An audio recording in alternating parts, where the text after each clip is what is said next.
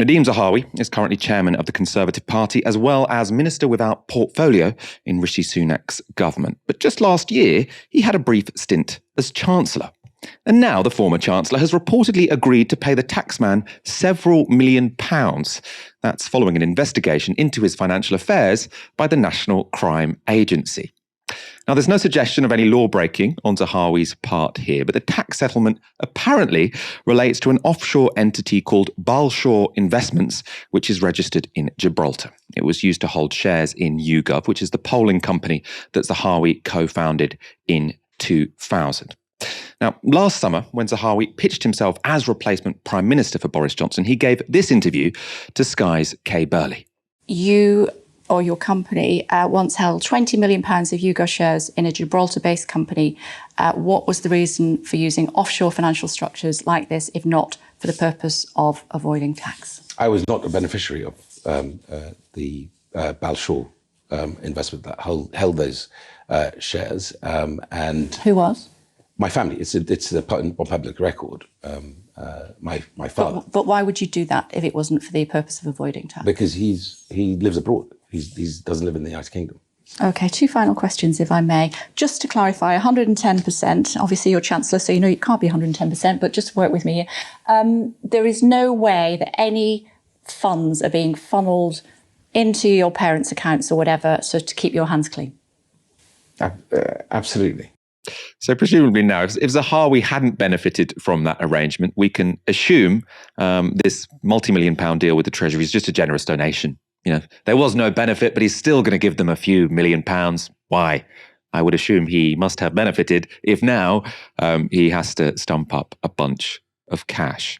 Some more details on the case. Balshore Investments held £20 million worth of shares in YouGov until 2018. That's when they were sold. Zahawi claimed not to have benefited from that sale, but records show that money he owed to YouGov was partly repaid from Balshore dividends. Zahawi's spokesperson gave this statement to The Independent. As he has previously stated, Mr. Zahawi's taxes are properly declared and paid in the UK. He is proud to have built a British business that has become successful around the world. They say they will be properly declared and paid now, but I guess the question is whether they were when Zahawi gave that interview to Kay Burley in the summer.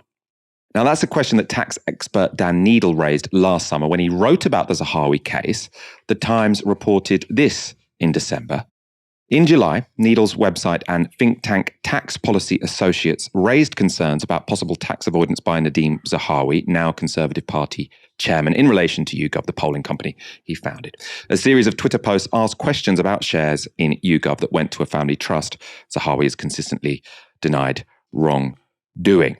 The law firm acting for Zahawi, Osborne Clarke, then emailed Needle requesting him to retract his claims. Needle, uncowed, published the email.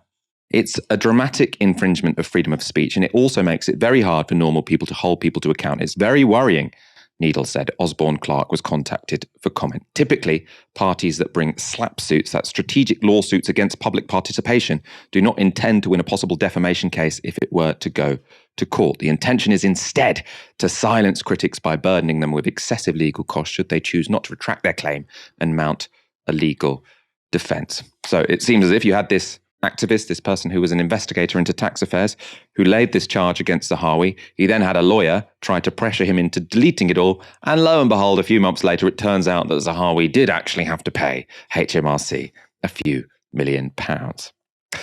Zahawi, who is worth £100 million, has form when it comes to accounting errors. This clip is also from that interview with Kay Burley last year.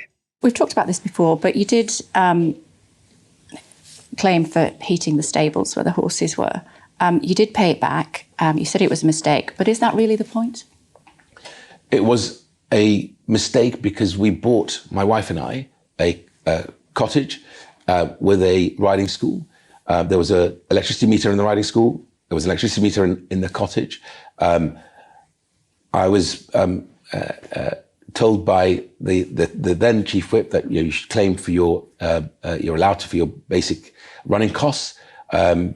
It's the right thing to do, even if you don't think you need it. I put in the claim, genuine mistake, not realizing that actually, although there was 2 meters, it was coming in on a single bill. When it became public, there was an full investigation into this by the parliamentary authorities. They could see it was a genuine mistake, and they agreed with me that it was a complete mistake. And of course, I apologized and repaid it. I sympathise with a guy who hasn't accidentally claimed back money for heating their horses' stables and then found that they need to stump up a few million quid to resolve a tax row with HMRC. All very relatable from Nadeem Zahawi, who strikes me as a very upstanding businessman who I'm very reassured was for a while the most powerful man when it comes to the economy of Britain in his brief stint as Chancellor.